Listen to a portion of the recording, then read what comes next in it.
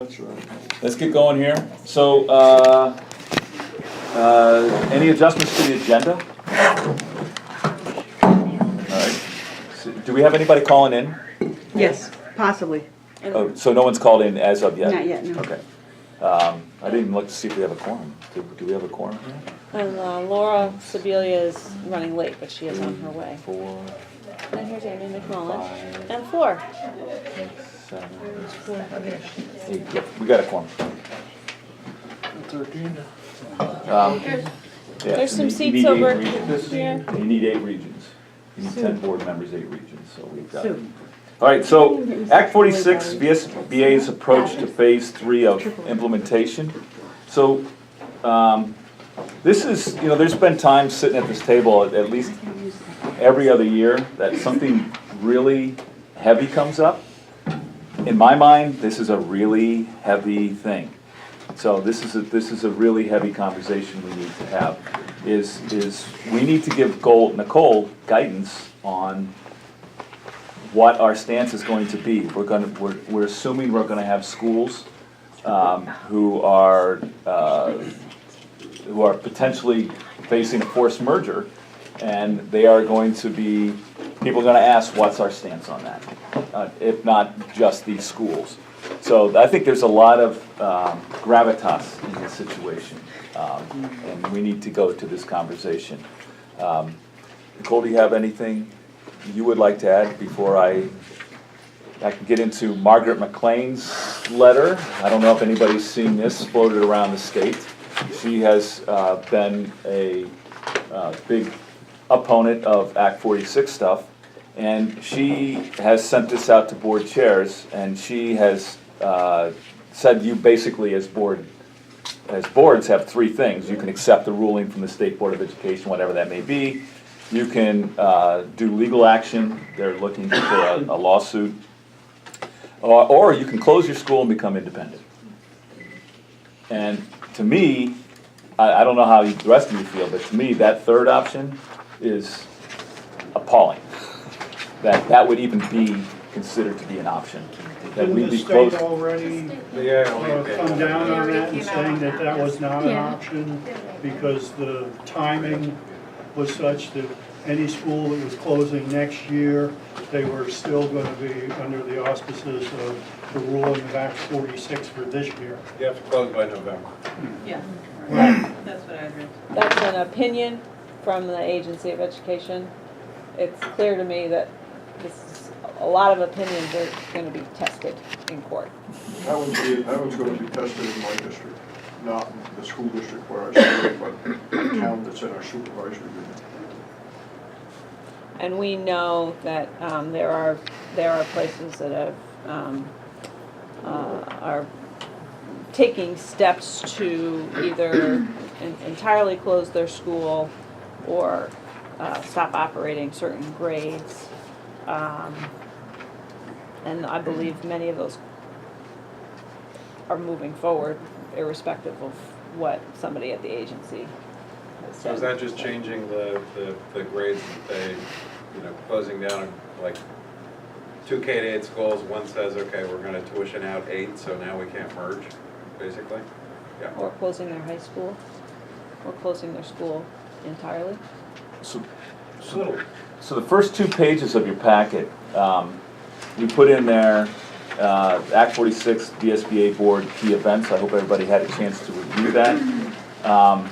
So we've been looking at this particular issue since basically 2012, so this is not a new issue to us. And the bottom line is every time this board meets and every time this board discusses this, we have never taken a yes, we love Act 46 stance. No, we hate it. We've never taken that vote. The only votes we've ever taken are, do we remain engaged in the process? So when this process was happening, do we want to sit on the sidelines and just say, hell no, we don't want to do anything? Or do we look at the legislature and say, okay, keep us in the room, let us help you craft something so it doesn't go completely off the rails? And that has always been this board's stance, almost nearly unanimous every time we've taken a vote on it. The most, Go ahead. I do want to say that timeline was put together in 2015, shortly after the law passed for the newly seated board. It does not include the actions that this board took late 2016, early 2017, which essentially formed the basis for Act 49, which were some tweaks to the law, including extending some timelines, making certain structures eligible for incentives. Can I see? Yeah, we have a yeah. statement in here that says that VSBA's discussion was that any changes to the law should not fundamentally alter the rules that districts must follow in order to comply. That So- has been a key principle, in addition to staying engaged. The last time the board had this discussion, the key message was, don't change the rules of the game. But we're in a new phase now, there are new people on the board, so it's an opportunity to re-engage in that conversation, knowing that it's likely that I will be asked to provide comment, either to the media or to the state board or to the legislature at some point in the next few Nicole, months. is that when the discussions that led to alternative governance structures? Alternative governance structures were always part of Act 46. And that was, again, something that was supported. The question was,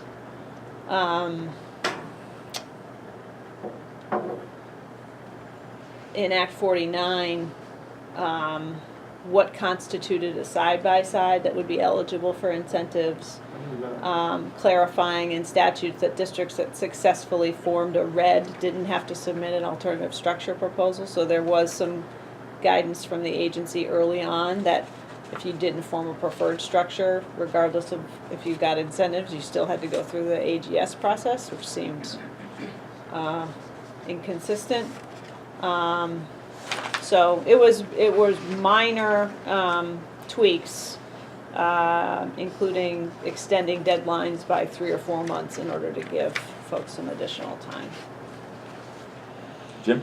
Just to comment as one of the newer people on the board, I read through this and, putting this together with Act 46, the history of, VSBA board and input into what became Act 46. I'd have to say to me, reading it, having been involved with the whole process for a bunch of years, I'd say that actually the legislature was very responsive to the VSBA's, recommendations and proposals. So even though the VSBA board never specifically took a, pro-Act 46, anti-Act 46, it's, it would be a little difficult to say we're anti since it was, the legislation was very responsive to the VSBA's input. Dan? I guess I feel like I should speak up here. I think that the region that I represent probably is as contentious as anywhere, with possible exception of John's region. Most of the school board You've got good members. company. Well, I guess, and I think maybe the legislative part can be left out of this because really the only action that VSBA can take now is relative to the meetings and the state plan. Nobody's anticipating, I don't think, that this goes into the legislature in the coming year. By then, the state plan will have been sent out and administered. But I would like VSBA to be engaged, as you say, Gio, and supportive of districts which have created credible alternative government structures, and yet the secretary has recommended that they be merged. So I would like to make sure, if possible, that the districts in my region feel like they haven't been hung out to dry by the VSBA. Any other thoughts here? Laura? It's complicated, and I come from a district that is fairly complicated because we are all in different spots, but I think it would be pretty hard in my mind, for the VSBA to say something at this point because most boards haven't met, like we put it off the executive committee meeting to talk about how far we go. So I think it's too, a little too early. Most boards that have an alternative proposal right now haven't heard back from the state. Some have, but some have not heard back from, not the state, but the Board of Education. We haven't heard back. And the meetings haven't occurred to see how far, because you still have to meet within our members of how far we want to take it. And there might be some members that want to take it to the lawyer and try to follow Margaret's, but that doesn't mean that that's going to be the majority. Yeah. So I think it's too early for now. I think us, as VSBA, we have to, you know, whether I am happy with that or not, as a member that really wants an alternative, we have to support whatever decision the State Board of Education is going to take in following through the goals of Act 46, right? As an organization, our mantra is to what's best for kids too, besides supporting our members. So we can divert, in my mind, from that yet. And then if there's some legitimate alternatives that, we're going to support our members, but not, I don't know, it's kind of confusing. I think it's too early for us. We will be sending the wrong signals out and might get some people upset at us, some people excited, and I think it's unnecessary that we have to let the process run through before we give an opinion. That's just Celeste? I think it's really important that we remember as a board our participation in history. When we started working on this, it was Act 88. It was H883. H833. And it did not, in the beginning language, did not mention students or education at all. It talked only about governance and money. And VSBA, this board, sat here and took our world-class education, which now are dirty words, but we took our goals in that regard and translated them into what has become the introductory language of the law. So yeah, you can say VSBA can't say we don't support it, but what we can say is we support our students, and that's what we made sure the law reflected, is our education's responsibility to students and VSBA's commitment to excellence in education. I don't know with this phase 3 thing, I mean, that state board meeting up in Newark, really, I was glad in some ways that the Northeast Kingdom decided to own our future and take the rules and figure out how we could make it work for us, rather than look like those people who have just dug their heels in and look like they're not paying attention to their kids, they're not paying attention, it's win-lose. So is there a way, and I don't know who this would be, Nicole, but it seems like we need a neutral review board, we need a neutral review person to look at these alternative structures and see, because the state board is going to say that it has to be this way, and the local boards are obviously going to say, hell no, that's not the way it should be. Is there anyone who can be a neutral party and kind of look over this and say, what's in the best interest of our kids, really? I think that's the state board's job, under the law and under Vermont statute. But they're not seen as neutral at all. Well, but if we get in on the act, neither Neither will will we. we. I do have concern, and I want to flesh out a little bit more to hear where folks are at. We have, to date, said that we will not advocate on behalf of specific districts before the state board, because we, as an organization, have no way to evaluate the secretary's recommendation versus the alternative governance proposal. I mean, that is hours and hours of time, and individual conversations were spent at the agency level, and we do not have the capacity to, nor do I think it's appropriate for us to We could get also in put and, ourselves in the position of being seen as taking opposite positions in different cases. Right. And that- Yeah, that's just, right, there's so no we, winning in that. what we have done is say to members, we will connect you with resources to support your work. So if you wanted help putting together an alternative governance proposal, we had consultants out in the field working with folks. many of those folks, Marlboro included, successfully made their case before the state board. So that to me is the vehicle in which we've done that.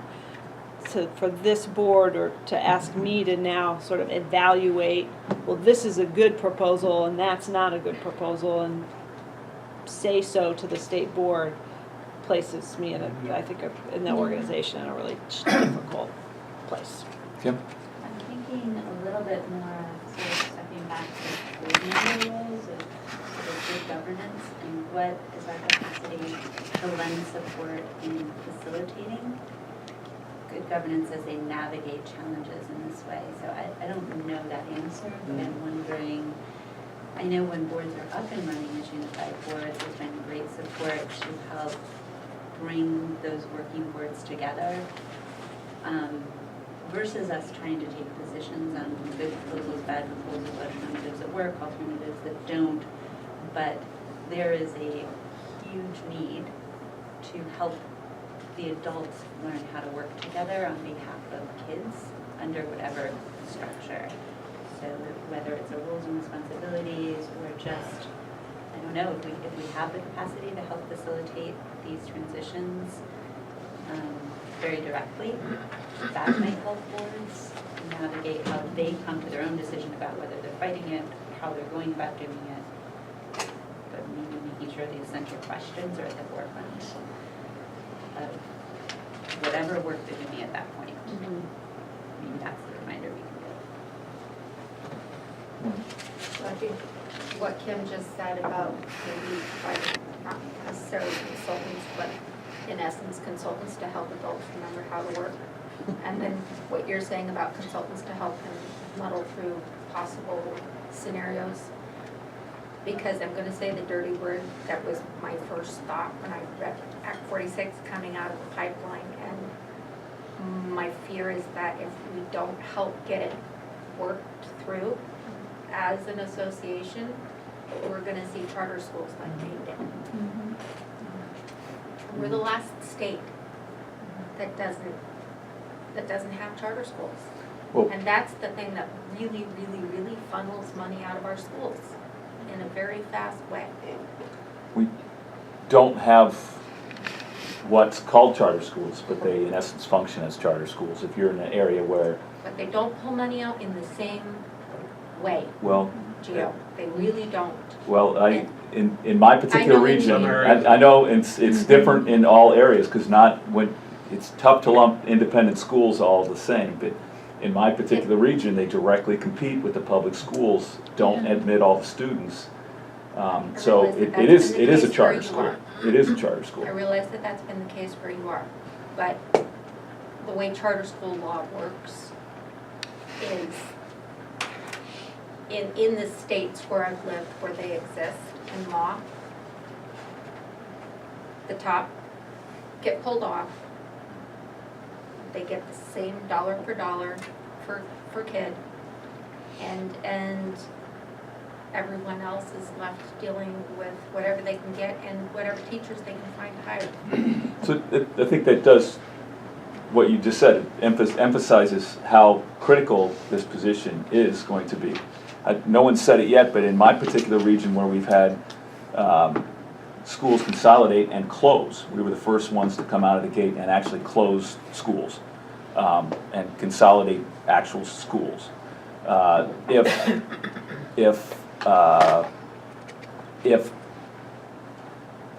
the state were to give a pass to everybody who didn't go through that pain, my area would go ballistic. They would go absolutely ape. And I don't think we'll be the only ones who would do that. You'd have good company in the kingdom. So it's really a tough place to be here, folks, because there is no way we can take a position that's not going to piss somebody off big time. Well, that's Lucas? kind of the position we've already taken, is that don't mess with it. Don't keep it, stay with the kind of the letter of the law. We've been engaged, and it's saying don't back down and change it now. And I mean that's the fairness kind of side of it. That's saying no. We've all been warned of this, we all saw this all coming, we've been engaged in the process right along, and please don't change it now. We're at the last hour here. I don't see any reason to change it. Maybe. I do wonder whether there's some role for us to try and counsel some districts away from the closing schools, going tuition, I mean, I see this, all of this reaction now at the end is, oh fine, if we can't have our school, we're just gonna close it, we're gonna tuition all our kids, but we're still gonna have our local school board. And it goes back to the, where are we focused? Are we focused on the kids, or are we focused on keeping our local school board? I mean, and I don't know if this board can come out and say something to the effect of, support kids, don't be so concerned with your own role. You know, you really want to keep your authority and have your school board? And I come from a district that had a successful unification. And it should, I'll say that out front, you And know, it- I mean, and it- but we're not completely happy. and it should be stated that you don't have a school board. If you become a private school, you don't elect that board.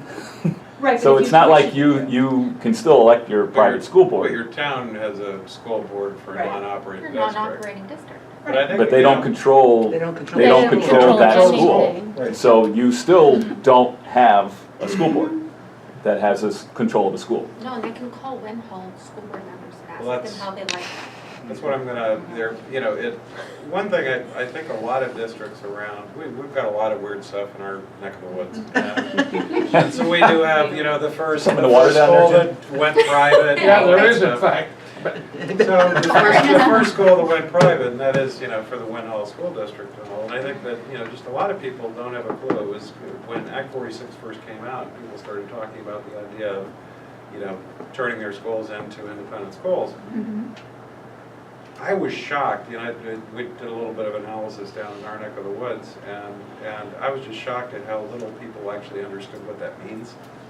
And, and the complications associated with it. And Laura just brought up Win Hall, that's going through a hellish time, associated with, they went from an operating district to a K-12 non-operating, and, their budget just ended up totally out of control, tax rates flying through the roof, special agreements all over the place, and the towns, sort of at each other's throats at this point. It's, just have to recognize that, I think it's important, and maybe we can educate people a little bit on, if you go that route, you have to realize what it actually means for your district. Provide them Educating contact people. lists. So I have put together, maybe 3 years ago, it was around that time where there was, I believe the headmaster of the mountain school was on a road show promoting that model. Yep. And so there was a lot of misunderstanding up there about what was involved, and so I did put together a factual representation of, there is no such thing as a public-private school. There is no, once you close your role is to vote to close your school. And then your role becomes, I pay tuition, end of story. You Right. have no more, you can't ensure that the kids that live in your town will continue to go to that town school. Go And anywhere they that's- want. They can go anywhere they And want. the situation we have right now is the school district that kind of did that is in, serious difficulties, having a hard time figuring out how to go forward. And associated with that is a real question as to whether or not that school will survive or not, Right. So I have a resource, we could do something with it, I suppose, if folks feel like that would be important to distribute more broadly. Neil? So I wonder, based on what I'm hearing from around the table, you guys can say this comes from somebody who didn't need to do anything with that. You can throw my ideas out, but what I think I'm hearing is that there's an area where the VSB operates, right? We are an advocate for good governance, we are an advocate for expanding opportunities, we're an advocate for equity in education, but we've got a diverse constituency. Right, and I think that we need to acknowledge that, and I think we say because of the diversity of our membership, We are not going to take a position on individual district issues. What we will do, however, is actively work with any district that is looking for assistance in good governance, that is looking for assistance in expanding student opportunities, that is looking for assistance in developing, programs of equity. That's where we operate, not for the individual, to take a position on an individual issue. Or, Well said. I agree with I think we need to, could you hang on just for a second, because I was going to acknowledge Stuart and then get to I- Clint's. He said everything I was gonna say. Okay, just ditto, huh? Ditto. Right. I think we support public education. I think we should adopt a motion, and I so move that we're opposed to schools becoming private schools, public schools closing and becoming private. That's not our agenda. I wouldn't go there. You wouldn't go there? No, I wouldn't go there. I think we're on a path with Neil and a few things that are. Before we talk about that, let's get it, do we have a second on Clarence's motion?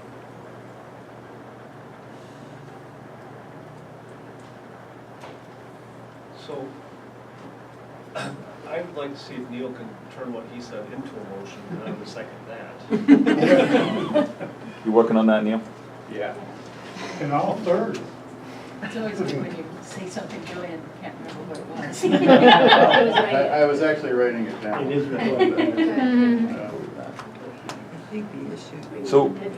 So if I'm hearing this right, I'm actually kind of blown back a little bit that no one would consider a second on that this organization would take a stance against closing public schools to become privatized. I'll second. So we have a second on Clarence's motion now. I would love to have a conversation about that, to see where people are standing on that one. So, So actually, I might be able to wrap it into the other stuff that okay, It's, as you work on that, let's converse. So Don, you were starting to speak to that. Yeah, I cannot vote for that. It's just gonna fan the flames. It's just gonna fan the flames, and I think that, what Neil said, we're an organization. If you need assistance, now you've merged, we're there to help you. If you've looked at alternative governance structures and they got turned down, we're there to help you see if there's something to do. I think that they take that stand. The few places where there are hot coals, we're just gonna build a fire. I really do, and I won't vote for it, because I just think that, I was assistant superintendent in Win Hall, before, when they started some of those discussions. I was on the state board when Bennington did it, and I don't think it's a great idea, but I don't think it's anything but gain for this organization to do that. I really don't. Martin, you were going to say I don't something think we earlier. can win. I don't think it's a win-win situation. Okay. Martin? I just felt that Clarence's was a little too narrow. I agree with the idea, actually, and I think, I respectfully disagree with Don that, we're all about public schools, and having some statement that we don't agree that public schools should be turning to private schools is absolutely makes sense with what we do. But I think if it's folded into this bigger picture of what Neil was very articulate about, I think it takes a little sting out of it. It's not just focused on the private school issue, so. I was gonna suggest that it not be folded in for the very reasons that Don was talking about, so that it gives everybody here, there'd be two separate motions. We just see how they fly. I don't see a disadvantage of having two motions. If they both pass, they both pass. But but I would be more supportive of Neil's if it doesn't have a tendency to fan the flames. Lorley? what I said to Clarence is it's too black and white. It doesn't have any meat to the bones of, we do not, we support public education, we don't support private schools. There's no meat there. And so that's when it's gonna get interpreted by everybody who reads it. Lorley? So for me, it's twofold. One, closing schools, just the fact that we say the words is problematic because there are districts who, like yours, have closed schools. So we've said we don't support closing schools, but in fact, there will be schools closing. Granted, yours were not turned into independent schools. And then also, we're bringing into it independent schools, and there are some of us who have districts that we operate with independent schools. And that is not comfortable to a lot of people, but that's the way it's always been for us where we are, and building a high school makes no sense in our region. So it's kind of jumping into a pot of flames on purpose. Should we, I was just gonna say this, basically the same thing, the language of oppose, private schools, it's just, it makes me very uncomfortable. And I have no problem at all saying we support public education, as strongly as we can say. I think what Neil was saying. I have no problem, but Hang on just a second, Clarence.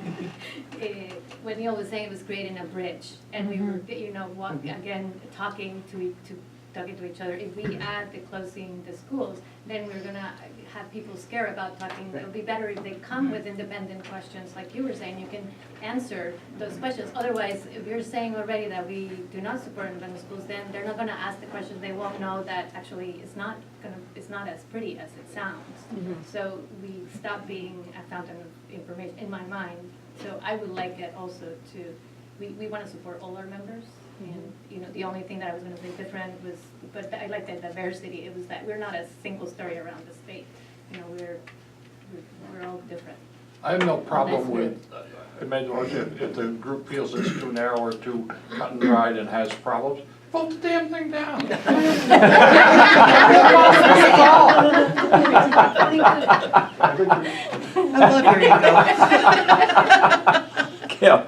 I think Neil's language allowed us to focus on our role and responsibility in this, which is the mission of our organization and what we are able to do to support the body of work and the status where it is right now.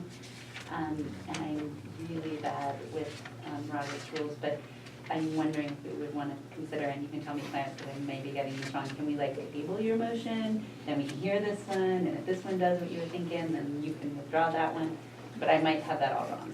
So, just a suggestion. I don't even know. Just an idea.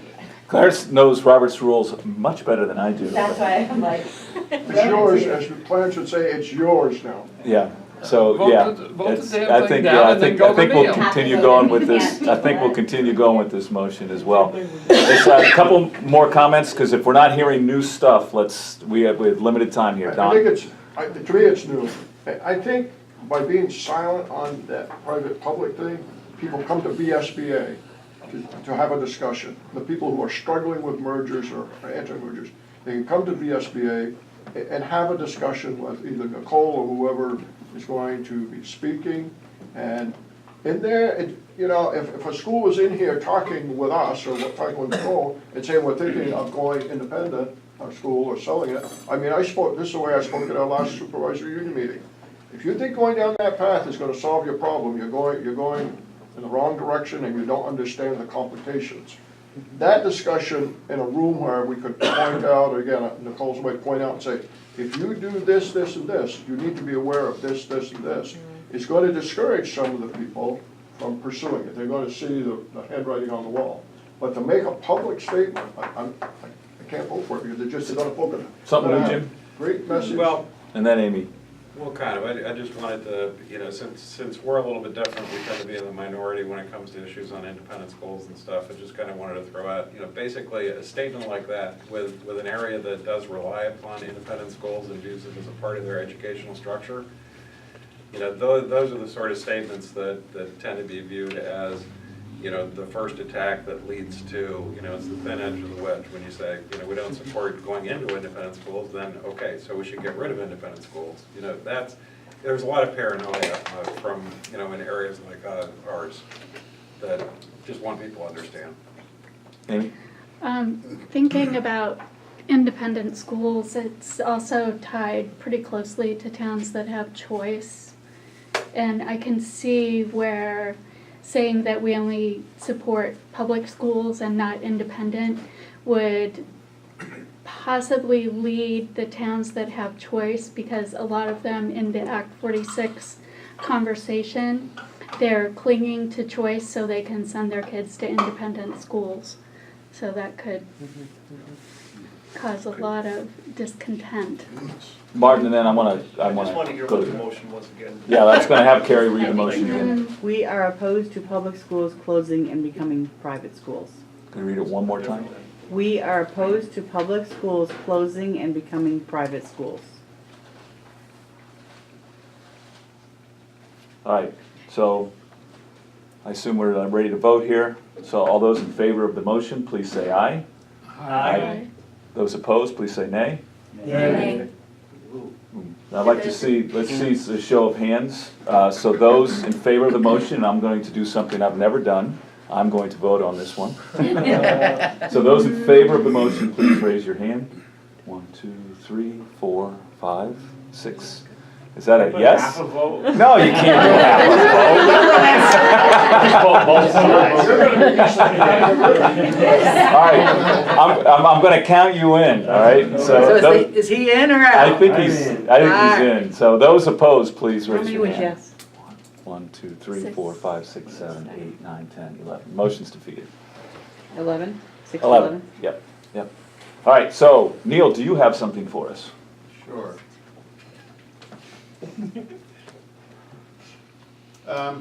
Move to approve the following position of the VSBA Board of Directors related to the final phase of Act 46. Are you getting all that? The VSBA is an advocate for, and these are bullet items, promoting good governance in public education. Second bullet item, expanding student opportunities. Third, equity in education. Because of the diversity of our membership, the VSBA will not take a position on individual district proposals on consolidation. We will, however, work directly with any district that needs assistance with developing new and improved governance structures, developing mechanisms for increasing student opportunities, and assisting districts in achieving equity. Second.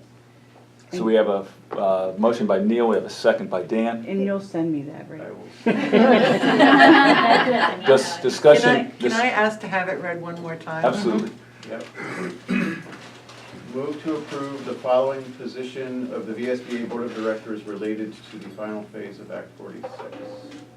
The VSBA is an advocate for, 1, promoting good governance in public education, 2, expanding student opportunities, and 3, equity in education.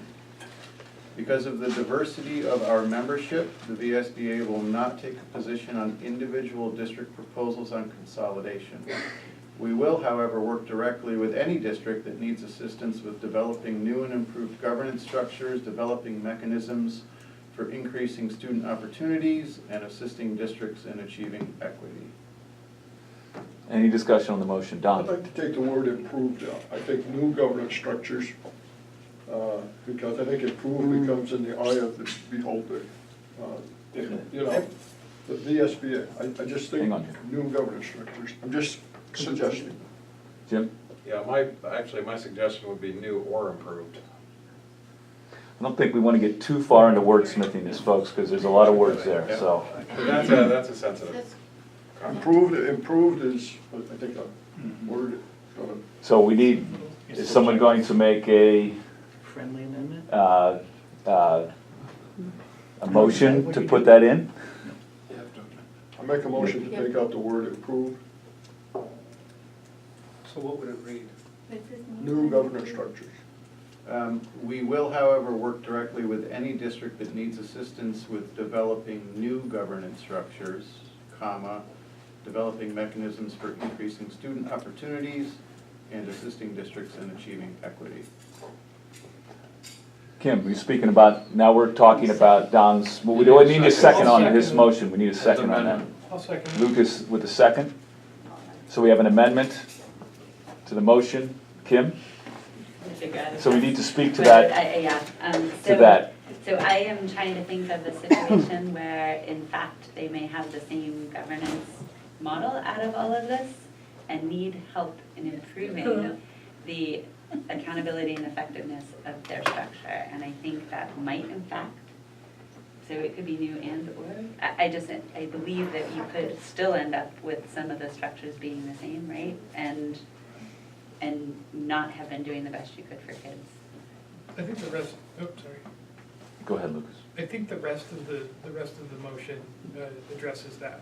So it's not exclusionary to say only new. I think the rest of it is any district that's seeking to improve student outcomes. So I think you're already good. Are we ready to vote on the amendment to the motion?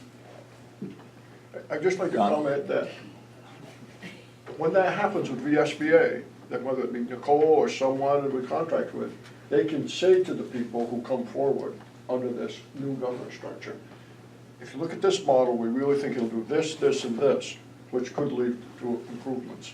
I just think this is gonna go out in the public, and that's why the word improved, I just think we don't need it. I think we can get to improved when the people come forward to see us. Sorry, I'm having trouble with the connection. Please try again in a moment. That's not about your statement. Sorry. I've been there before. Jim? And I guess my concern, reading it again, I think it reads to me as exclusionary, that it's just new. And another thought would, I throw out or, another thing would be throw out new and improved. Just say, need assistance with governance structure. Sounds like a brand of cereal or something, new and improved.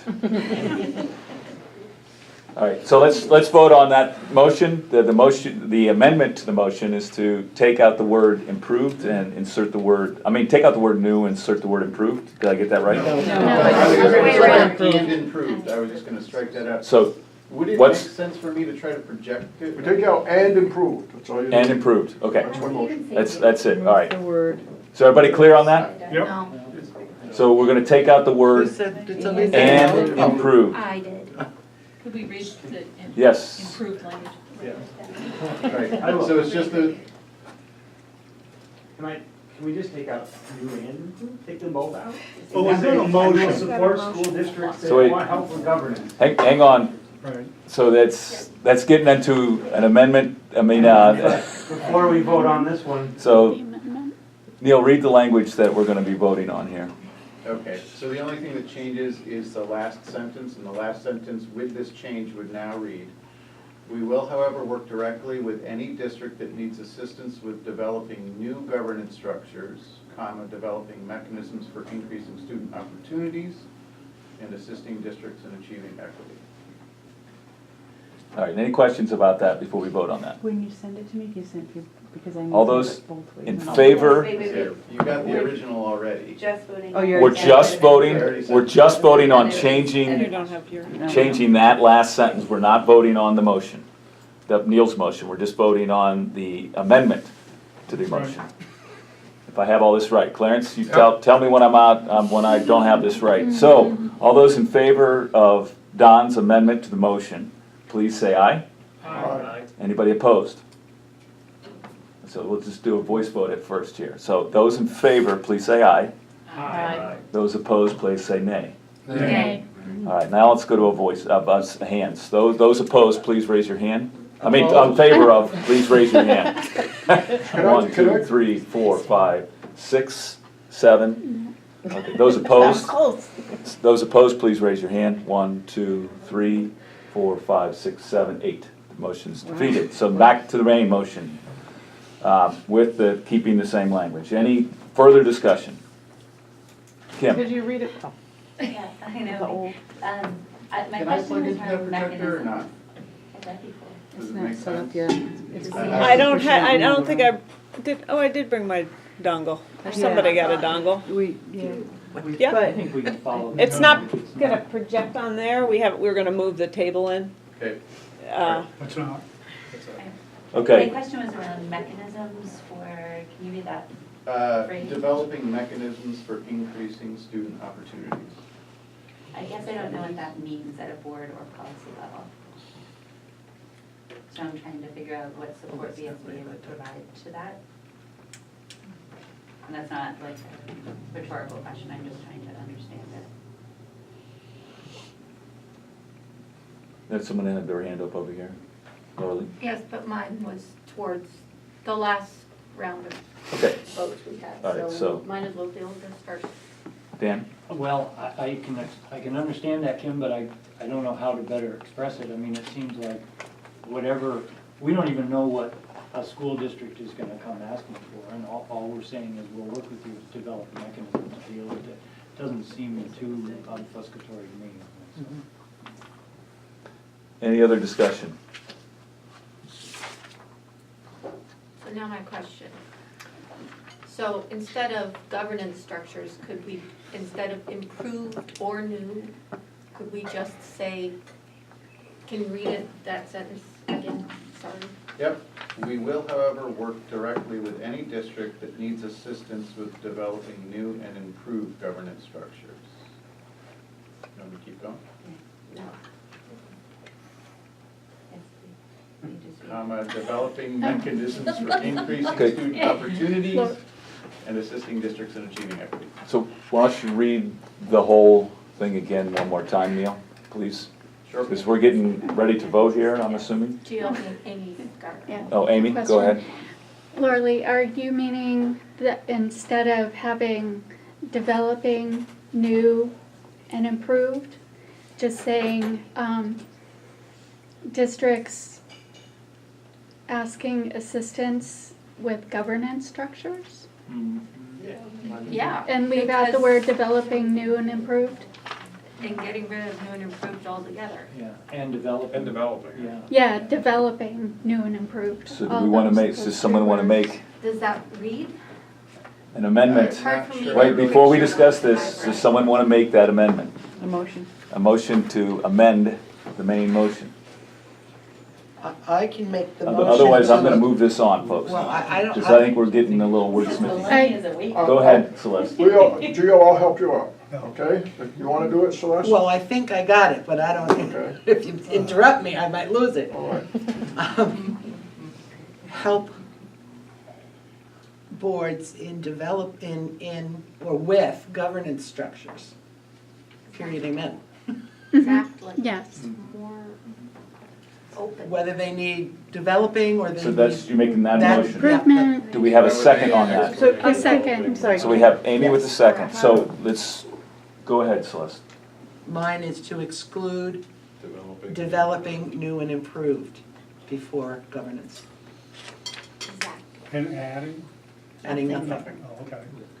I think it still makes sense. Mhm. So we're going to have, Neil, did you catch that? I did. Can we have you read that, Neil? Yep, Need so a that second to the it. revised sentence would then read, we will, however, work directly with any district that needs assistance with governance structures, comma, developing mechanisms for increasing student opportunities, and assisting districts in achieving Is there equity. a second? Yes, Amy. Amy with a second. Lucas, Uh, talking about the amendment. Talking about the amendment, so if the motion is in regards to Act 46, then it's fine to leave out new. If it's not, I think that new is an important way to say, this is about Act 46. We're talking about new governance structure in this, and we're addressing Act 46 in this statement. So new governance structure is the result of Act 46, so it's directly addressing that. But if we're saying in regards to Act 46, then governance structure is what we're talking about. I think it is more general than Act 46. Well, I don't, And so I prefer having it simply say working with governance structure. I think they already do that. is what I'm saying. Any other discussion on the amendment to the motion? All right, seeing none, read it one more time, Neil, and then what the new language. The full thing from the Yes, very beginning? please. Sure. Okay. So I've got this, move to approve the following position of the VSBA Board of Directors related to the final phase of Act 46. The VSBA is an advocate for, 1, promoting good governance and public education, 2, expanding student opportunities, and 3, equity in education. Because of the diversity of our membership, the VSBA will not take a position on individual district proposals on consolidation. We will, however, work directly with any district that needs assistance with governance structures, comma, developing mechanisms for increasing student opportunities, and assisting districts in achieving equity. So we're just voting on the amendment to the motion. We're not voting on the main motion. Which is to exclude developing new and improved. Correct. Laura? Can I just ask, we won't take a position either with the board or with the district. Like, we won't be advocating for the district or at the district either way. That's what it means, Correct. like, period, we're staying out of it. Correct. The fight's Yes. between Yes. the two of you. Right. That's how I interpret it. Okay. Those in favor of the amendment to the motion, please say aye. Aye. Those opposed? No. Amendment passes. Terrible. Amendment passes. So now we're back to the main motion. Any further discussion? No. Good. Those in favor, do we need to read it one more time? No. No. Yeah, well, can we just read that long piece again? at the end? Let's read the whole thing again, Okay. because we're gonna vote on What it. I'm Neil? trying to make sure that we are able to do is to be responsive if people come to us with those 3 requests that we offer at the end. And like the first things where we say what we support, we in fact do. But if they were coming to us and saying, what do we do about mechanisms? That seems like admin to me and not policy level work necessarily. And equity might be helping them engage around that conversation at board levels in their communities, but I just am trying to make sure that what we're saying we will do, in fact, we are set up to be able to do. And if it's not around a particular tool, then maybe we just want to, just like we took off some of the words and said, we'll help you with governance, So- maybe we want to say, we'll help you with whatever the parallel is and the 3 things we said we do at the I top, feel like we can help on that motion. say it at the bottom, but, or you guys tell me if Do you that feel it's is nebulous? stuff that we're prepared to. I feel like we have tools in our toolbox to help Okay, and boards we can call them address mechanisms issues or related to whatever. student opportunity. Okay. Neil, hopefully for the last time, would you please read this? Move to approve the following position of the VSBA Board of Directors related to the final phase of Act 46. The VSBA is an advocate for 1, promoting good governance in public education, 2, expanding student opportunities, and 3, equity in education. Because of the diversity of our membership, the VSBA will not take a position on individual district proposals on consolidation. We will, however, work directly with any district that needs assistance with governance structures, developing mechanisms for increasing student opportunities, and assisting districts in achieving equity. All those in favor of that motion, please say aye. Aye. Anybody opposed? Any abstentions? Boy, if we would have shot this down, I would have been really pissed. Motion passes. All right, I had a difficult conversation, folks. Way to stay with it. I think we worked through and got to a really great spot there. Hopefully this is the final phase of Act 46, but I didn't want to pick it. I think we're all ready to move on here. So, given the shortness before lunch, do we lunch so that or do you want to go through? I want to show the video after dinner when Okay. we bring people together. I'll Okay. give a brief update on Act 11. Fire away. Works. Yes?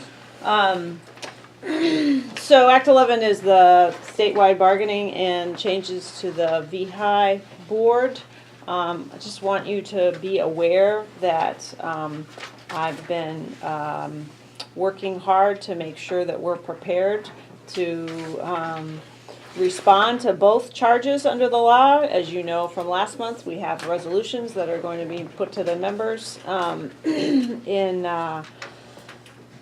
at the annual meeting around the process. I've also been engaged in conversations with Joe Blanchette, who's our consultant on collective bargaining. And we have collectively come to the conclusion that we really need to redirect his time and energy away from direct supports in the field that are not necessarily being taken up in the numbers that we would hope.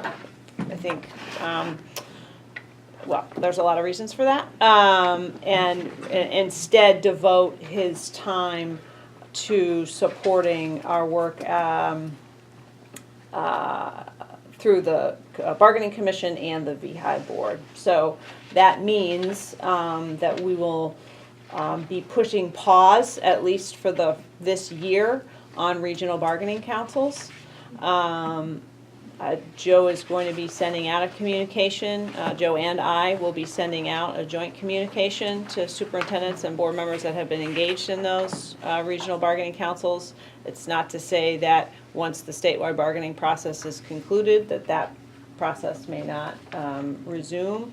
But given the limits we have on our resources and the need for me not to get embroiled in this new effort, I really need somebody that has the expertise and knowledge to support that work and make sure balls aren't getting dropped and that people are focused on the work. And so I just wanted to let you all know that and give you an opportunity to ask questions if you have any. Certainly if districts want to contract directly with Joe, many do, they can continue to do that, including if a group of districts wants to contract with him to support a regional bargaining council. I think he's open to that discussion. But in terms of the time that the VSBA is supporting, we think that time is better spent on Act 11 implementation.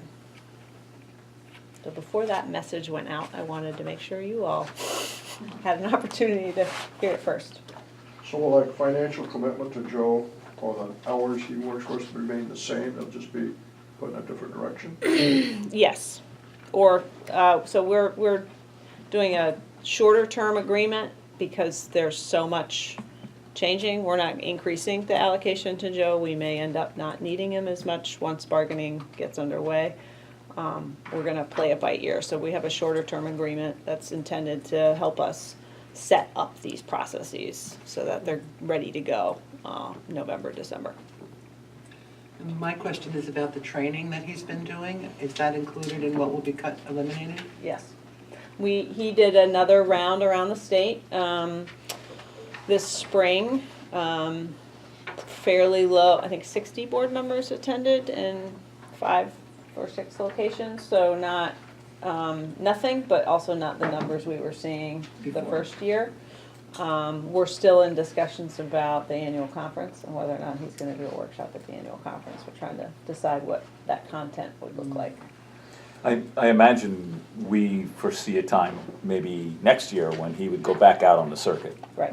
Okay, just giving it a break for We are pushing pause on regional bargaining and workshops that, half a dozen people go to in favor of really focusing his time on supporting me and the organization and responding to the requirements of Act 11. Any other questions about that? Okay. just nudging, Flor. All right, I assume dinner is ready, so Set up. given that, let's eat here. We'll tell you when we're all sworn to secrecy because until the loser gets told and the winner gets told, they shouldn't hear it by gossip in the elevator, so we did, but when we got done, when everybody was out of the room counting the ballots, I said to my fellow board members, I said, now who's the betting person here? Who's gonna wind up with? Because when we went around the room, there was no clear winner one way or the other. So, and I didn't know when everybody voted how it would be. And it turned out one way, it was a gentleman that won, but, and the incumbent didn't, as it turned out. But it was an interesting experience to interview people on that level, to do that. While Nicole and Neil were in the poverty situation, I was in a management seminar. We set goals here for next year. We have goals. We go back and look at what we've done to see how it's going. We've honored. What's our long-term goals 5-10 years down the road? Where are we going to be? If you're serious about the organization, we ought to have a plan for that. And most associations don't. But our instructor says if you're really serious about an organization, you've got to think about these things. You also got to take care of the day-to-day, but you also got to do some long-range planning. It won't take care of itself. What else did I? The last presenter was a author who has a son that's autistic, and he's in the -1% or something. He was in the group that he started out normal as a child, babbling as a 2-year-old, and then he just stopped talking. And it was years before he spoke again, and they had a system that how he gets to it. And I don't know, it was very moving presentation. His son got up, it was a Jewish family, and he showed his bar mitzvah. You know, for someone who couldn't speak for several years, he got up and spoke. Major accomplishments. You know, and it kind of said he's done his share of fighting with the educational institution. I believe he was polite about it. You know, to getting the help he needs for the way his son learns. And you could probably enlighten more how they did that. Well, they have a movie you can watch for yourselves. So there was an Oscar-nominated film called Life Animated, and they basically tapped into the thing that the kid was passionate about and used that to connect. And it was, he was just a really great presenter and showed some great clips of his family, and it's an incredible, yeah, it is. It's an incredible story of a family that really came together to support their kiddo, and it turned out really, you know, and it's a beautiful story. But to me, it was and his message was every kid has that thing that they care about, and that if you can tap into, you can unlock all kinds of potential. It was a great presentation. It was a very good experience. It's been 50 years since I'd been through O'Hara. Changed a little bit, but the plane's still going come there, so. All right, so I'll get on my soapbox a little bit. So I think I'm glad to see people getting involved here at the national level. I think there's a lot of stuff that's going on in the national level that I personally, and the board members that I've seen it with, like Stuart, needs to be reformed. So I think the only way we're going to reform that is to get in there and start having a voice. So I'm kind of encouraged that people are getting, you know, like Clarence is on the nominating committee. I wish I would have done that soon, recognized that sooner. I didn't recognize it sooner. Was there much grumbling about kind of significant change on the national level? About direction is proposing for change? I don't know if it's so much about where the organization is, it's how the organization sort of, how it manages itself. It's very incestuous, the board there, and all the procedures and everything. It's a beauty contest, and not it doesn't model good governance at all.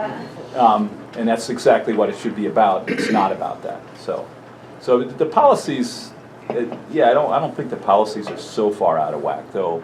I mean, I'd like it to be more progressive. I think all of us would here in this room.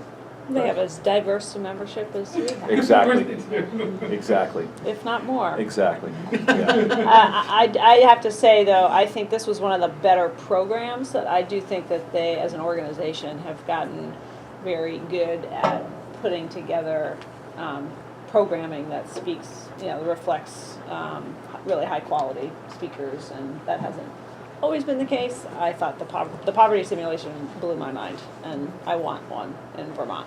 So I've been talking to a lot of people. It's $2,100. We ought to be able to raise that. You want poverty in Vermont?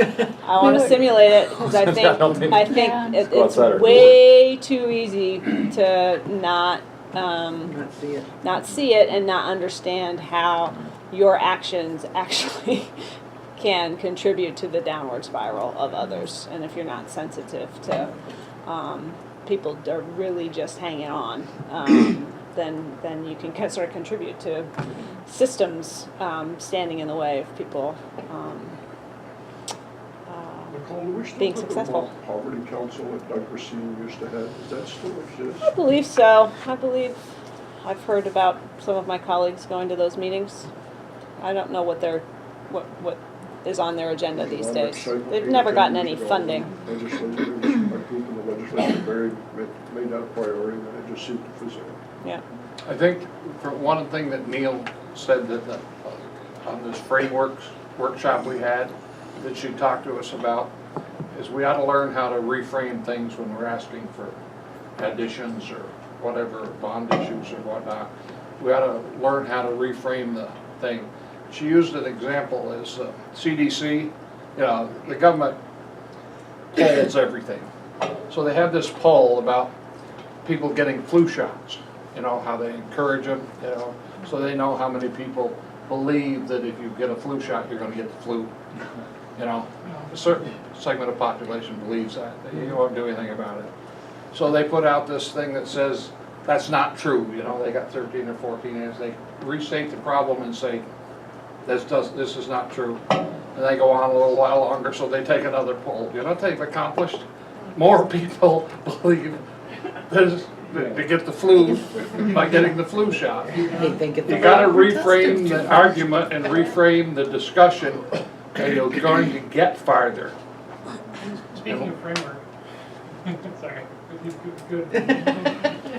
I had a principal in my first year on the school board who wanted to educate us on poverty, and we did a book study on a framework for understanding poverty by Ruby Payne. And it was similar to performing the kind of exercise you were talking about. It was a full of illustration of what poverty really is, and what it complete eye opener for me. It turned me liberal. It was like literally it was just a really good exercise, and it was a simple thing for a school board to do, which was just participate in a book study where we did over 4 meetings. I think we just had 4 assignments of reading and then discussions. I know some people use that book outside of that. All right, we're digressing. It's a very interesting digression, but let's come back to the agenda here. So student staff ratios, Nicole. So, okay, so we were assigned several task forces because of during the last legislative session, and/or we volunteered for them, which was the case of the Building Bright Futures think tank. Because we didn't have a secretary for so long, some of those, and because it's difficult to schedule meetings in the summer, there was no meetings really took place. So we've had 1 meeting of the student staff ratio task force. It was an incomplete meeting because 4 members have not been identified yet. 2 or 3 from higher ed who have background and expertise in issues that would be impacted by looking at ratios, and a subject matter expert in rural education. So we had a fairly informal meeting in Dan French's office with the NEA, the VPA, the VSA, myself, and somebody from VSBA, which is the school business officers.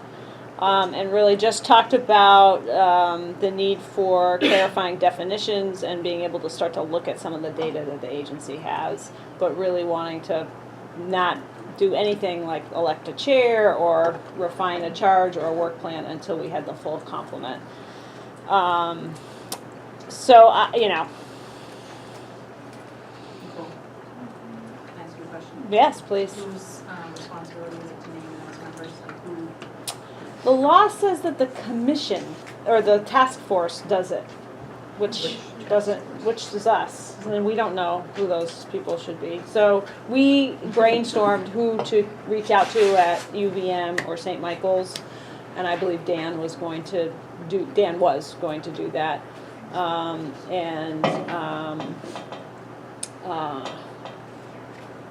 I believe Jeff Fannin from the NEA was going to reach out to the Rural Schools and Community Trust to see whether Marty Strange may have a recommendation about an expert in rural education. So, if you know of anybody, please let me know, and I can bring that name to the group. When's the report due? I believe the report is due in December.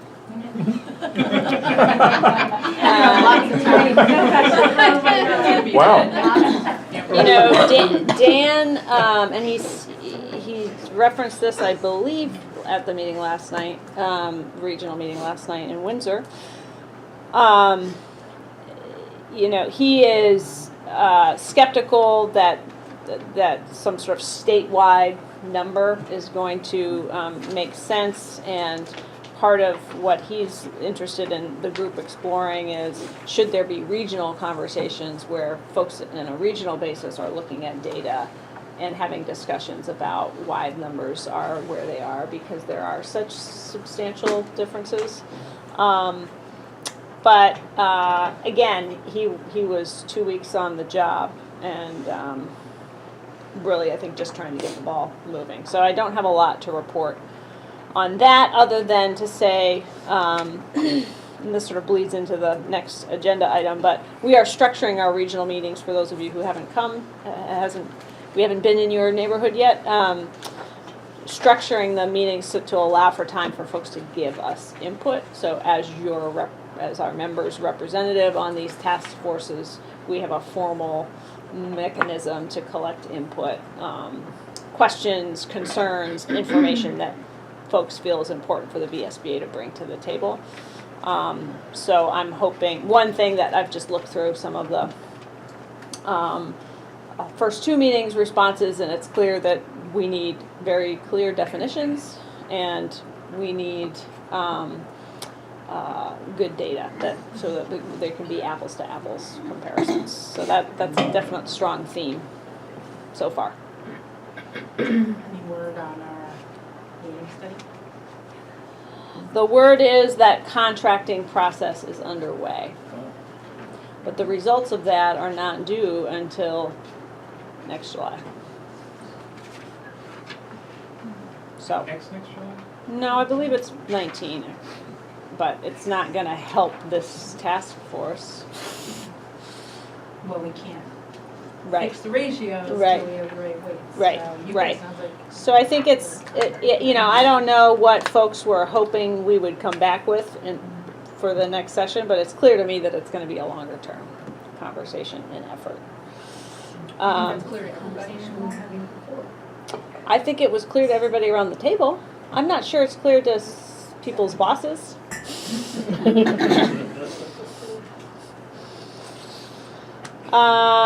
Sue, I'll Laura Lee? anyway. Did you get the feeling from Dan that he felt that you had the data to move forward? He Or not? was didn't know what data the agency had at that point. So the next meeting, which we have not scheduled yet, is going to be an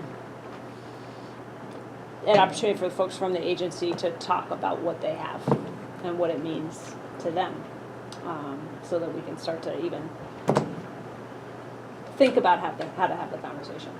Because you don't have the full committee, and you don't know if you have the data. Right. Okay. Right. Other than that, So it's Just slow wanna make going. sure I The message understood is it all. it's slow going.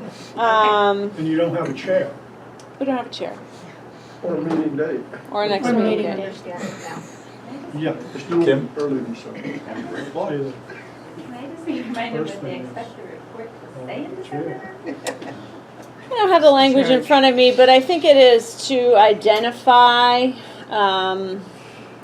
targets for different types of schools. It's similar to what our resolution called for, but also to identify barriers to achieving those targets, including provisions in collective bargaining agreement. I mean, there's a whole host. What rural poverty plays into it. I mean, that's a big charge. Can we, And there's no staff. Sorry? I'm just wondering, because my first question was about the waiting study, because that's always our question is what's Yeah. going to happen with that. Can we imagine that when you're creating definitions, that group can do their work without the other body of work being done? Like, is it possible you create a framework that could work and then the information around proper weighting can come in after? No, I don't really see think it so. happening that way. I just was thinking maybe there's something. The whole language, I mean, Act 11 was happened in the last, in the days of June, and so there wasn't a lot of thoughtful, like, ooh, do these timelines line up? No.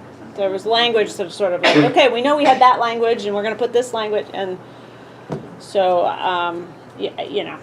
I think we'll do the best that we can. I do not think there's going to be any, so far, unless the secretary totally changes tack, I don't think there's any chance that it's going to come out, the group's going to come out with a definitive report in December.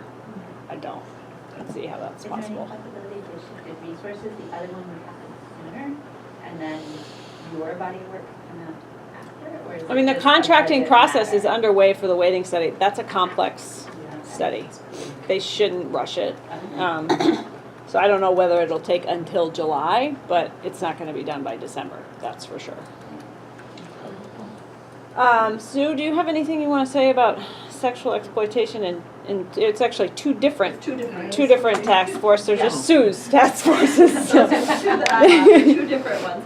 The sexual exploitation one, we haven't had a meeting yet, but I've been appointed as the designee on that committee. And that is being headed up by the Attorney General's office. And the truancy subcommittee, we had one meeting. There were quite a few participants in it, and the overall sentiment was that people were not really interested in doing little tweaks to the current system, but really looking at possibly changing the current system. So I believe that our chair was going to go back to the Supreme Court committee that created the subcommittee and see whether that was something that was palatable. And that's where we are with that one. And the sexual exploitation is just so, I think that group is supposed to develop a model policy Yes. around employee electronic communications with students. Yes, and also I think talk about how it should be handled in the criminal justice system. Yeah, and identifying grooming behaviors, Yes, that sort of thing. yes. So, okay, so then the next two, I just have to take a moment to reflect on a huge loss to the Agency of Education this week, and that is Deputy Secretary Amy Fowler has been, her position has been eliminated, and she's no longer at the agency as of Friday. And that Amy was a tremendous asset to the agency and had a lot of initiatives under her purview, including Act 173, the Special Education Funding Bill, rollout of the state's ESSA framework, the data snapshot, education quality standards, and integrated field reviews are her work. All the work on pre-K, the Building Bright Futures think tank. She was a strong voice for public education in that work. And the list goes on. So I'm feeling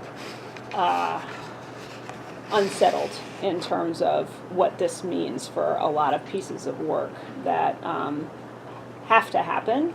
Amy was a key person at the agency who responded to my request for a presentation on Act 173, which is the special education funding law, and that's why we have that at our regional meetings.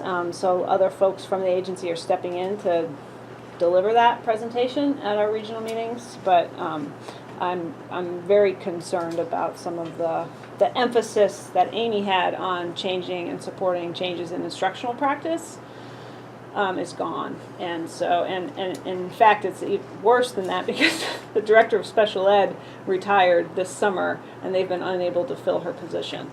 So we're missing both that position and, yeah, I guess we're not going to have another deputy anymore, but I'm not clear who's now picking up that work and moving it forward. So how is that determined? Is that a gubernatorial decision or legislative? You'll have to ask the secretary what process he used to make that determination. Wow. I mean, she's been the one stabilizing force in that department for years. I have nothing but good things to say about Amy Fowler. So isn't she also the one that's doing all of the, the visits to school? I can't remember the name of the process. Yes, the integrated field reviews and the education quality standards. She was a key person there. Yep. Wow. It was top heavy or something, we didn't need 2 deputies. Well, the work needs to happen. So, so I think, this task force for special education funding meets for the first time on Friday. And my question is going to be, what's the agency's plan? Because in addition to losing the director of special education services, the bill gave them 3 positions. And they're unable, you can't fill those positions without first having a director of special education division. So that's first and foremost. I think that house needs to be put in order to support the kinds of, she was putting together a professional learning plan. I mean, there's a lot of stuff that I have questions about. And what we cannot allow to happen is that this moves forward as a cut to special education funding bill, and not it was a 2-part bill that was about improving instructional practices and delivery of services for struggling students. And if we don't have the expertise in the agency to support folks at the local level in doing that work, then there's no way in heck we're going to change the funding formula. Bottom line. But isn't it a done deal? I mean, the funding formula changes for the upcoming year. No, it does not. It does. There's a horizon to it, and this advisory group has the responsibility to come back to the legislature and make recommendations. And my recommendation is going to be, we are not moving forward until the Agency of Education is staffed appropriately And who's on the advisory to support group? this work. It's a big group. I am your representative on the advisory group. And that's another question that we're asking at our regional meetings for folks to give input on. Following the presentation from Amy and others, folks then have an opportunity to put their questions on paper. And so I'll have that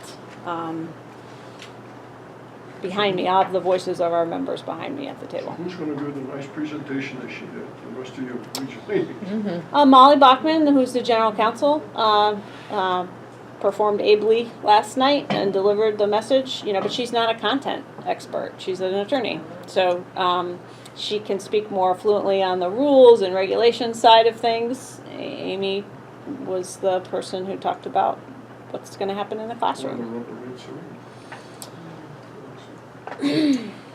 The Building Bright Futures think tank, I don't quite know what I was thinking, sending you that report.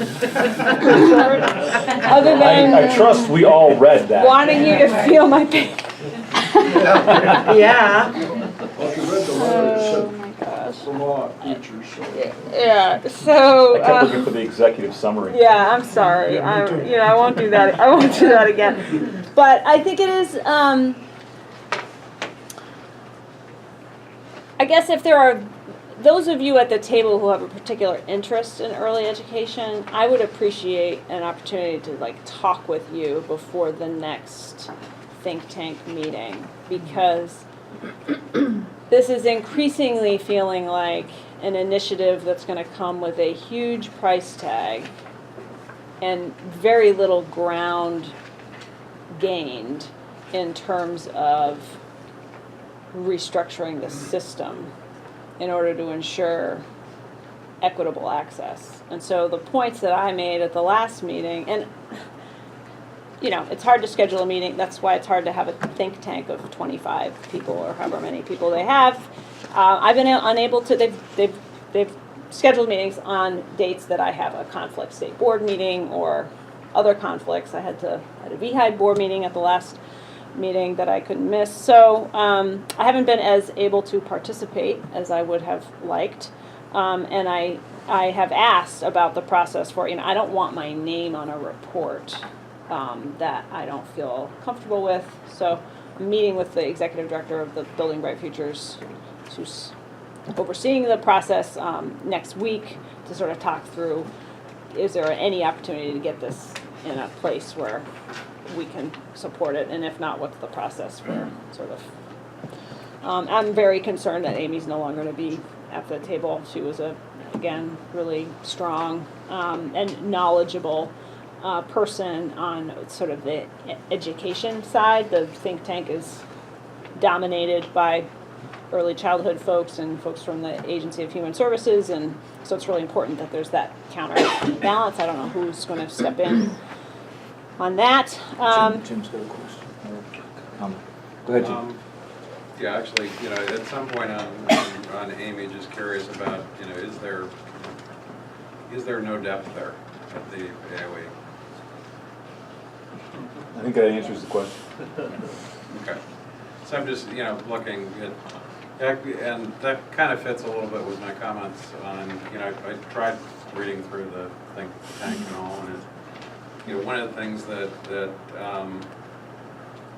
I do not have my arms around it by any means, but at the same time, it came across as, we've got to do something, and so we need a bunch of funds and all, and basically, it's putting a ton of bureaucratic structure into a system that is probably going to get bogged down by that bureaucratic structure.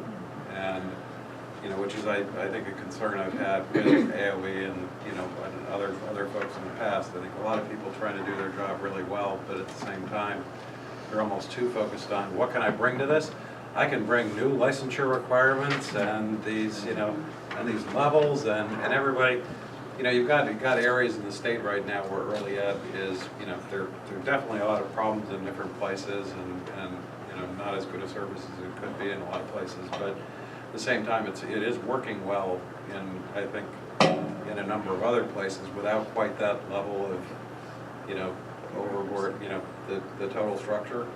So trying to figure out, I worry about if you've got a place where it's working well and actually the people who are providing it maybe actually could be kicked out of the business through, creating a highly bureaucratic structure, could make it impossible for them to continue to provide, early education services in our communities. And that's right. what I worry about. It's a highly bureaucratic structure, but zero constraints on how the service is delivered. So it's a bureaucracy for bureaucracy. Bureaucracy for, but with like no guarantees of equal access.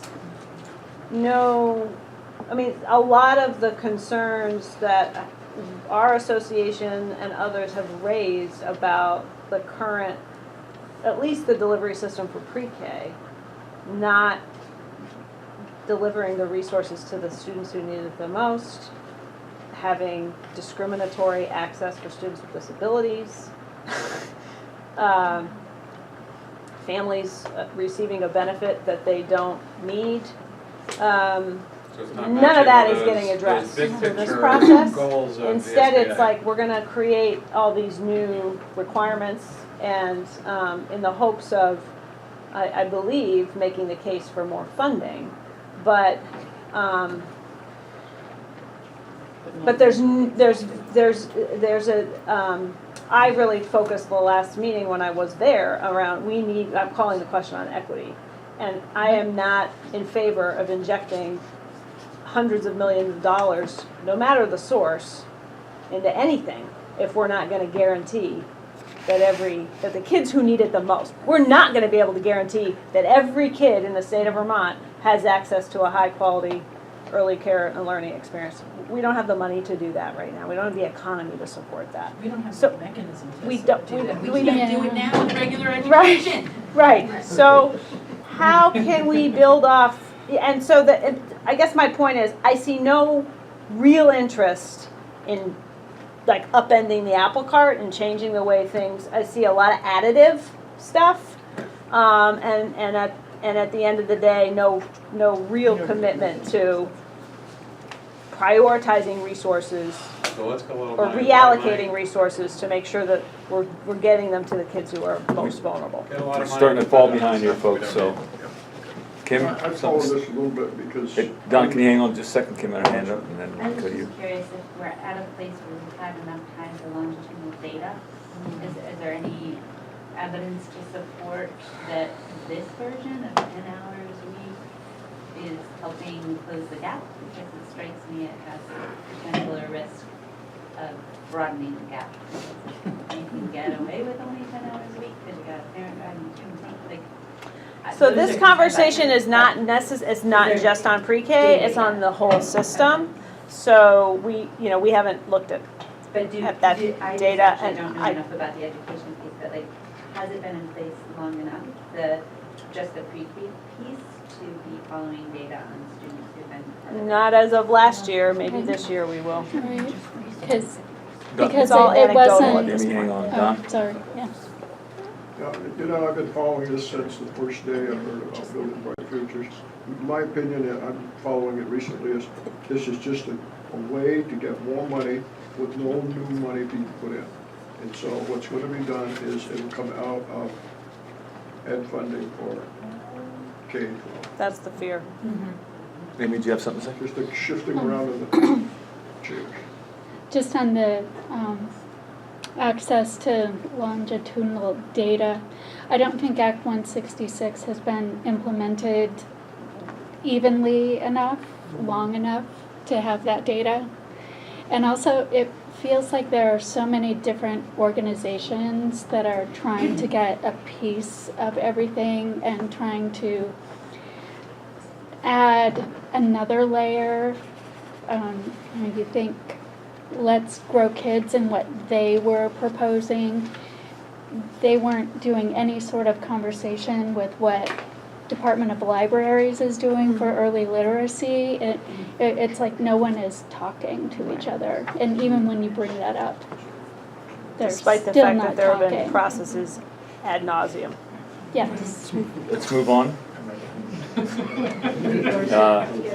Regional meetings, Nicole? We're 2 into the regional meetings, and the program has been, I think, well received so far. I was looking at the evaluations before the meeting today. We have Secretary French he does about 20 minutes of presentation, 25 minutes of pretty informal Q&A, and then a presentation on Act 173, and then, as I said, small group discussion, getting feedback and guidance on ratios, the special ed funding advisory group, and statewide bargaining.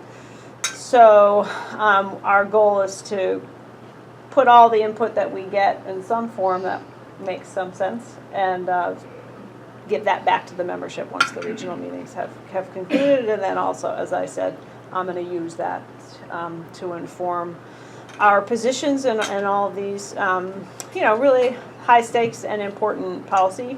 So I think it's a good blend of content, and generally attendance has been pretty good so far.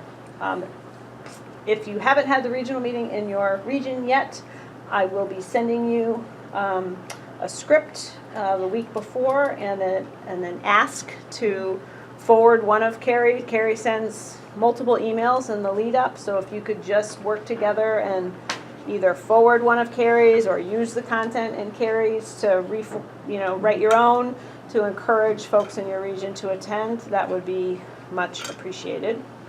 The annual yep. Can you, I don't know if this is easy or not, can you include the email addresses of regional school board members in those so that it's easy for the people receiving them to then No. forward them on? No, we blind carbon copy because otherwise, because people don't want everybody in the world to see their email Right. address. Well, and you don't want to get into a discussion, but you have, Yeah, we. you have your spreadsheet. Should be easy to use, hopefully.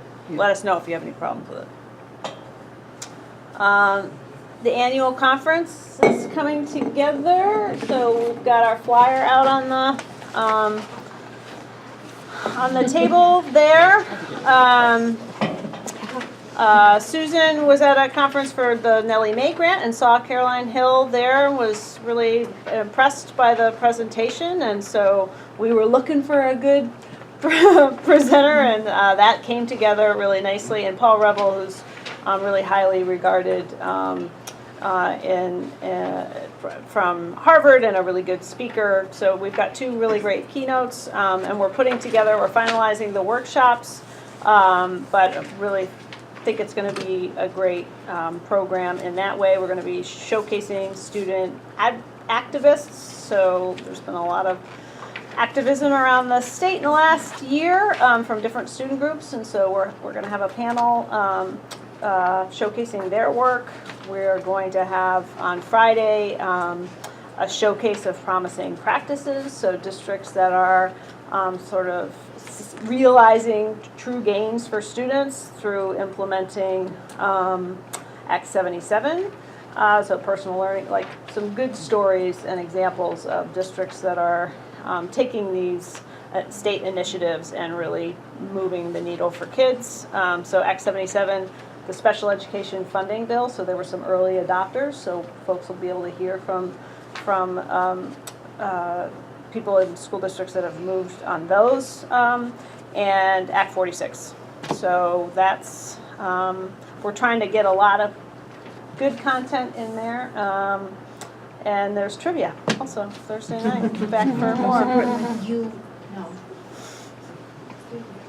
Susan? Yeah, I'd just like to put out a No, we're coming, reminder we're ready. that Breakthrough. Friday is the deadline for nominations for the Exceptional School Board Leadership Award.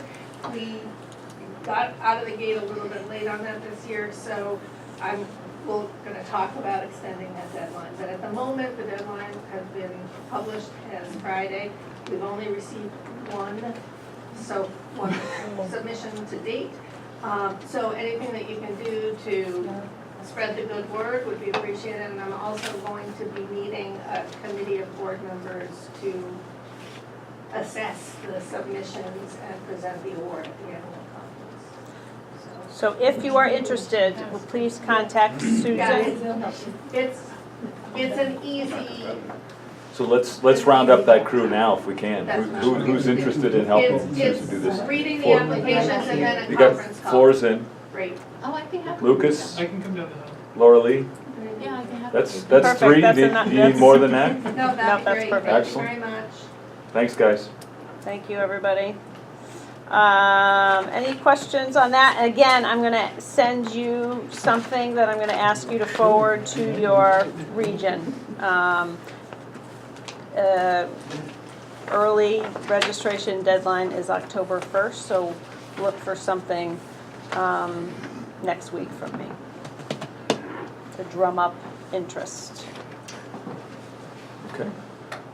So, request for legal assistance. So, you have received, or I guess I have. Dear Nicole. It's to me.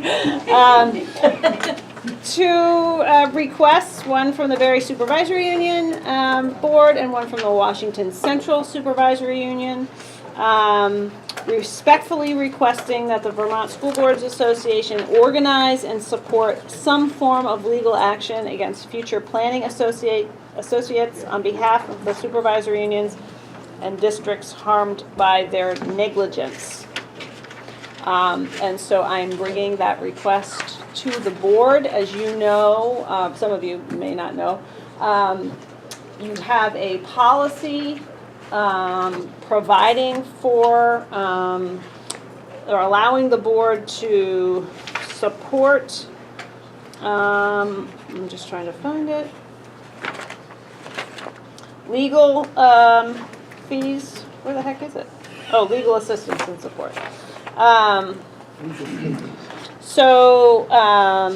Any member or district in good standing may submit a request for financial or other support in legal matters when such intervention is in the interest of the VSBA and its member district. So historically, that has looked like a school district has filed a legal complaint and has asked for either financial assistance to support the legal fees associated with pursuing the complaint, or that the VSBA file an amicus brief in support of the issue, and this board has voted to do both things in the past. This is a more of a unique request in that there is no complaint that's been filed. It's more of a request that we take the lead in organizing. I suppose. We've never done something like that. I don't know how to do that. Just to be clear. So is this something their insurance does not cover if they have a contractor who is negligent? Do they not have any insurance that covers this? I'm not. Probably a VSBA. So VSBA really doesn't have anything to do with this. This is a third-party contractor. administrator. Right, it's a contract. And so, I believe some districts, this has played out a lot of different ways around the state. I asked, so I don't know the answer to your question. I don't know what's in the contract. I don't know what was agreed to. I think there were some waivers were signed, so, I'm not well-versed enough in the details. In the interest of trying to move this conversation ahead just a little bit, one of the things that, when Nicole and I discussed this, that we threw out is that we don't have to be the point organization, we don't have to fund this, but we can be a conduit of information. Like if they want to have a class action suit, we can pass that message to our fellow board members, not taking a stance on it, not being part of it. Well, we're support for the school board, not the supervisory unions, so I guess I'm a little confused. Both. We support supervisory unions as well. Supervisory unions actually are our members. But I think Okay. these guys are suggesting there's been not only, a lack of, living up to fiduciary duty, but they're talking about essentially fraud and theft. Yeah. too. Very, very clearly, which means, their first place has to be to their insurance carriers to lead it out, it would seem. Mary Kay? I think this is a huge ask. I don't think. By the way, Mary Kay's a lawyer. So. Who actually knows about this stuff? I don't think, we don't know what they're looking for in terms of resources. It's not something I think we're prepared to take on. We don't have the resources to take it on. I think it's something where if they move down the line and then, we have more information about what they're looking for, similar to what we've done in the past in terms of an amicus brief, or, we'd like this amount of money, or, something more specific that is, we can really see what they're asking for, then I think it would make sense to consider it at that point, but I just don't think this is something we're in a position to do. I'm also curious, Nicole, in terms of the SBA, is this something that the Superintendent Association has been talking about? It seems like seems a little coordinated that we got two letters at the same time. I don't know. Similar. It's basically, but Yeah. very Yeah. similar letter. But Barry and Washington Central. Yeah. Do you have an answer for that, Right, Nicole? or- next door. I each was other. contacted by both superintendents about the fact that their boards were interested in sending me this, but, I mean, it seems almost like something that We'll, superintendents take. we'll consult with the other lawyer in the room, Martin. So the time, in my time on this board, my school board has actually made a request a couple of times. But it seems like one of the factors that we've looked at, and should be looked at, is whether it's establishing a policy that more broadly for the state. And this looks like this is an individual board, and I'm sure there are many boards that are facing the same thing, where they potentially have lost, have damages. And it's not necessarily a policy we're trying to establish. So I think for that reason, in addition to what Mary Kate said, which is right on, this is not a good idea. And we should. Celeste? Yeah, I'm not a lawyer. Just want to be clear. But I really don't have. Still involved in the legal system. This is, professionally. yeah. You at the other end. And it looks to me like if fraud and theft are the things that are, being mentioned here, that is criminal and not litigation like we usually do. The other is that I'm not sure who the harmed party is. When we talked about this at our supervisory union, at our board meeting, the feeling was that it's the teachers who have been hurt, not the school board, not the supervisory union or the business office. It's the staff who've had to work 80 hours a week to clean it up, and it's the teachers who may or may not have gotten their money back. So in many ways, we're not a party. we're definitely not a party. In that case, though, the people who would be sued would be the schools for the negligence in contracting with, not doing due diligence with future planning associates, or not overseeing them properly. So that's not necessarily good either. I mean, potentially defending against the same If we get use to of that, planning then we get association. to that.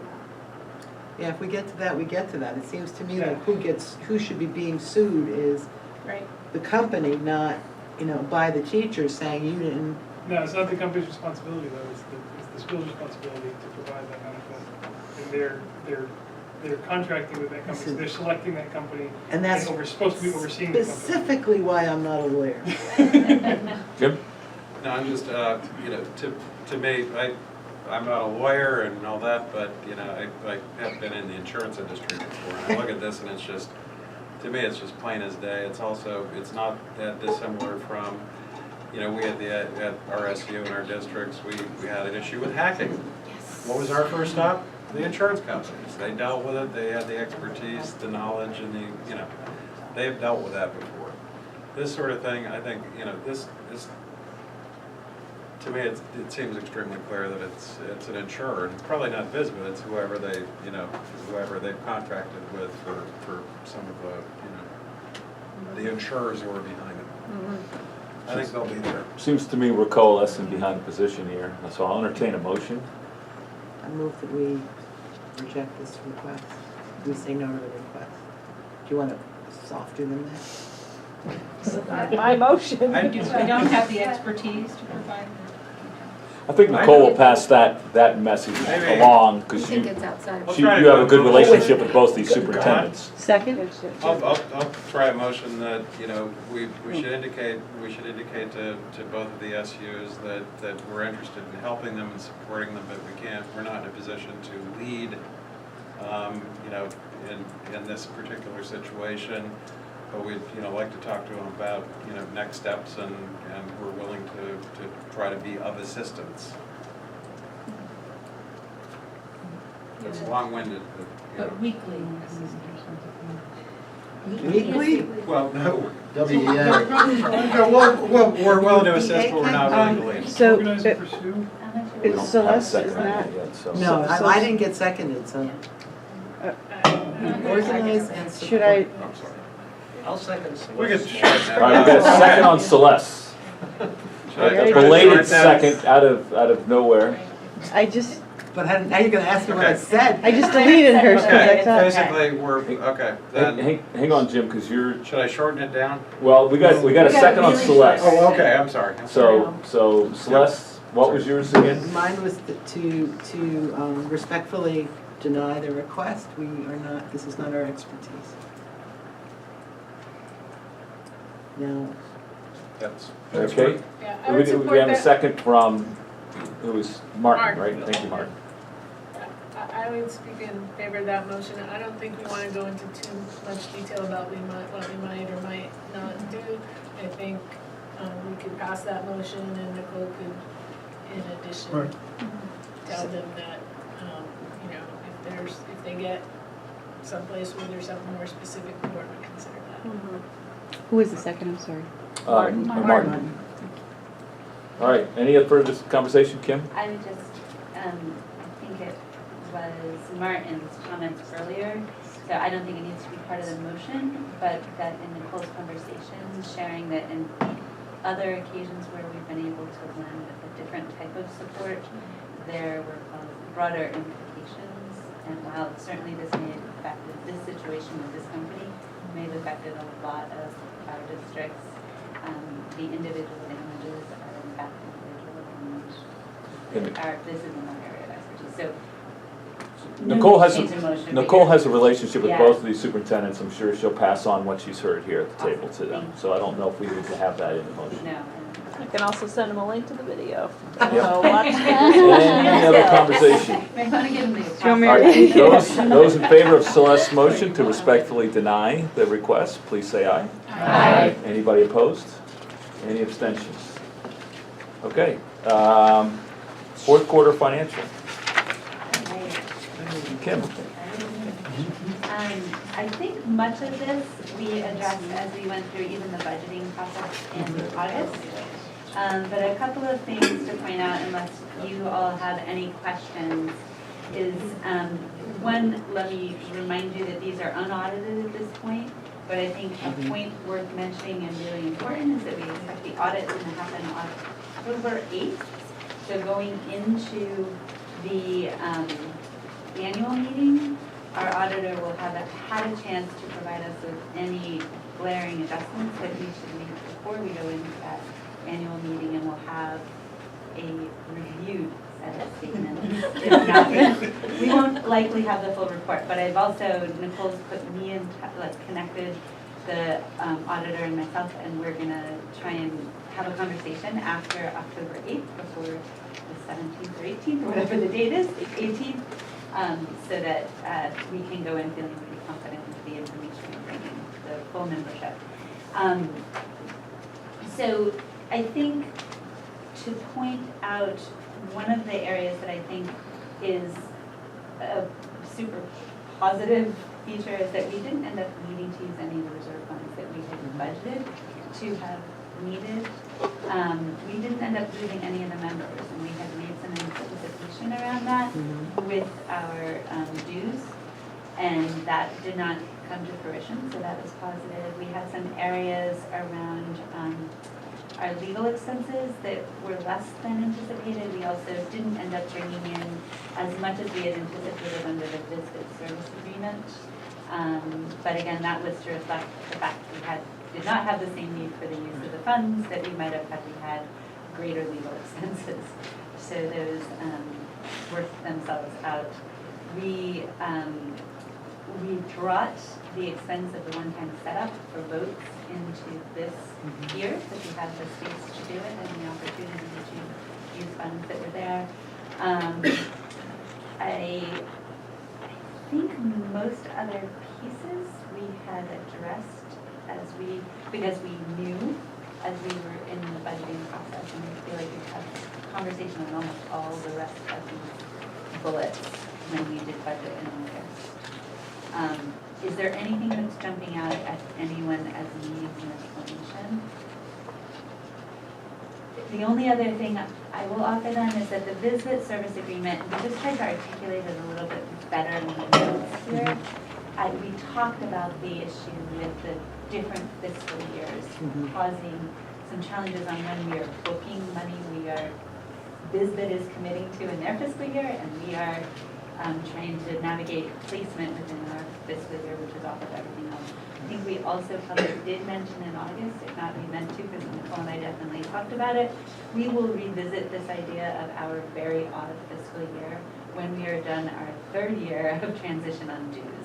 And that is going to be, I think, a worthwhile venture at that point to get us trued up, if you will, with the rest of the world. And out of this very odd fiscal schedule. Rest of the education world. What? The rest of the education. Okay, the rest of the education world, the financial world, there's lots. The July 1 fiscal year's out there. Yeah. State fiscal year. But Yeah. that, this note that we put in here and that we'll carry with us to the annual meeting, I think tries to explain that challenge and hopefully is really clear. So any questions on any of it? I thought it was very clear. Nice job, Here's Kim. Bud. So do we need a motion to Thank you, accept? Karen. No? So, Did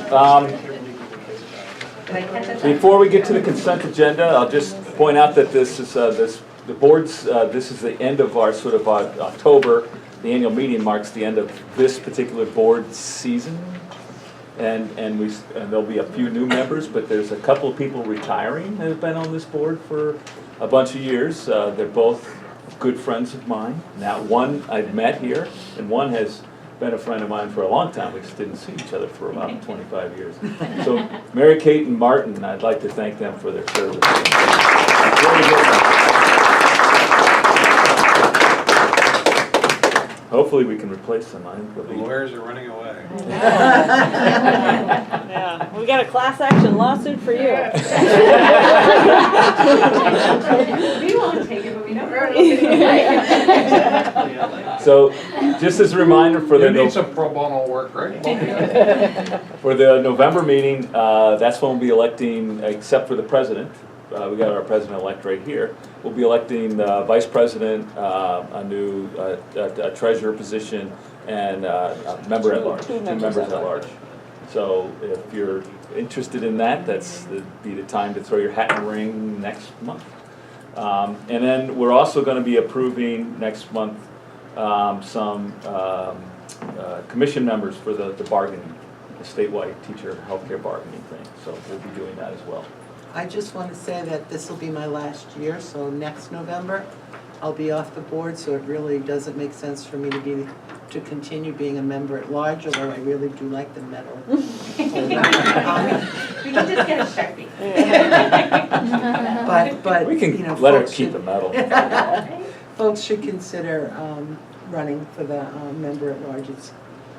It's good work, and there's, it's not a whole lot of work. It's a few earlier 4:30 meetings, and that's And a few phone calls now. and a few phone calls, but.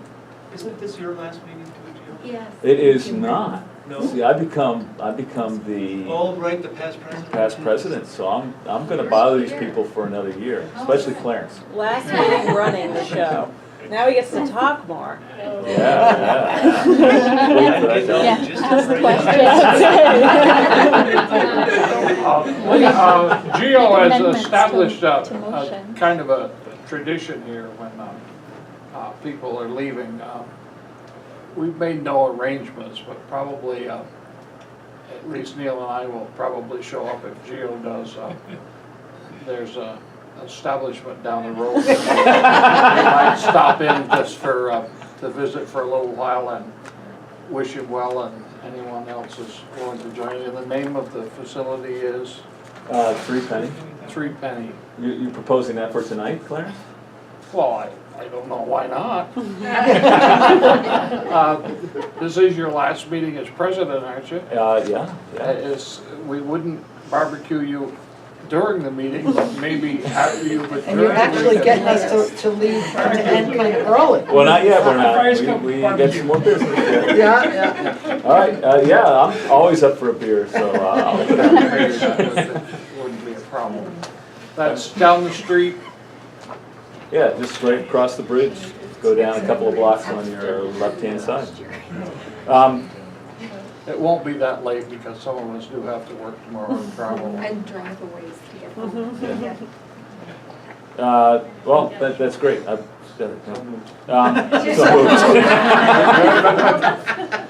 So, the consent agenda. Move to accept the consent agenda. Mary We got a Kate. second, any discussion? No, there's no Can- discussion on the consent agenda. I'm looking down. Mary Kate? Mary Kate and Lucas Thank you. on a second. All those in favor, please say aye. Aye. Any opposition? Anybody want to abstain? All right. Abstaining, I wasn't here. Yeah, you don't need to. You can vote on minutes that you weren't there for. So we now, I'll also take a motion to go into executive session to discuss the executive director's evaluation. I'll move to go into executive session to I'll discuss second it. Nicole's, and do we need to invite anybody to join us? No, I think it's just going to be the board. Just need to shut off the camera. Yes.